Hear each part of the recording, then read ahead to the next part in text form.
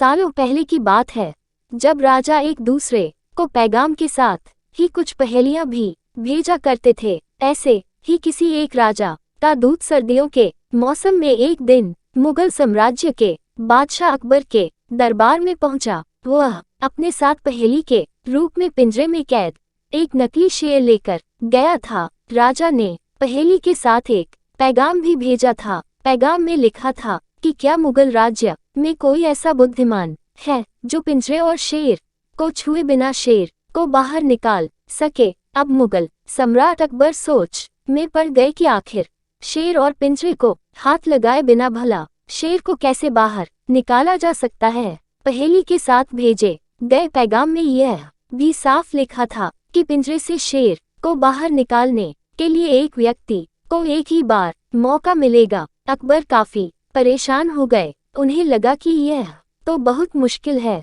और अगर शेर को पिंजरे से बाहर नहीं निकाल पाए तो मुगल राज्य की काफी बदनामी भी होगी। ये सब सोचते सोचते उन्होंने दरबार में मौजूद सभी की तरफ देखते हुए पूछा, है कोई जो इस पहेली को सुलझा सके। लेकिन हर कोई इसी सोच में डूबा था कि आखिर ये संभव कैसे हो सकता। अकबर के पूछने पर जब किसी ने जवाब नहीं दिया तो उन्हें अपने वजीर बीरबल की याद आने लगी, जो सभा में मौजूद नहीं थे। उन्होंने तुरंत दरबान को भेजकर बीरबल को दरबार में हाजिर होने का आदेश भिजवाया। लेकिन अफसोस, बीरबल किसी सरकारी काम से राज्य से बाहर गए हुए थे। रात भर अकबर इसी सोच में डूबे रहे कि आखिर पहेली को कैसे सुलझाया जाए। दूसरे दिन फिर दरबार लगा, लेकिन बीरबल की कुर्सी खाली देखकर अकबर उदास हो गए। बादशाह ने एक बार फिर दरबारियों से पूछा, क्या किसी के पास इस शेर को पिंजरे से बाहर निकालने की कोई तरकीब है। इतने में एक दरबान अकबर के सामने आया और उसने शेर को पिंजरे से निकालने की कोशिश की, लेकिन वो नाकामयाब रहा। दूसरे दरबान ने पहेली को सुलझाने के लिए एक जादूगर को बुलवाया, लेकिन वो भी विफल रहा। कोशिश करते करते शाम होने को आई। तभी बीरबल दरबार में पहुंच गए। अकबर को परेशान देखकर बीरबल ने पूछा, क्या बात है सम्राट, आप इतने परेशान क्यों हैं। बादशाह ने तुरंत शेर से जुड़ी पहेली के बारे में बीरबल को सब कुछ बताया। अकबर ने बीरबल से पूछा, क्या तुम इस शेर को पिंजरे से बाहर निकाल सकते हो। बीरबल ने कहा, हाँ, मैं कोशिश कर सकता हूँ। अकबर बहुत खुश हुए, क्योंकि मुगल साम्राज्य में बीरबल के जैसा बुद्धिमान और चतुर दूसरा कोई नहीं था।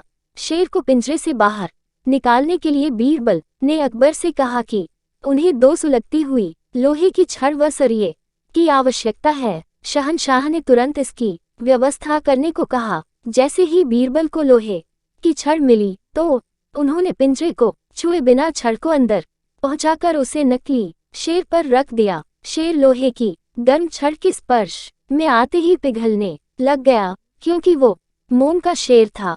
देखते ही देखते पूरा शेर मोम के रूप में पिंजरे से बाहर निकल गया। बीरबल की इस अक्लमंदी पर अकबर बहुत प्रसन्न हुए।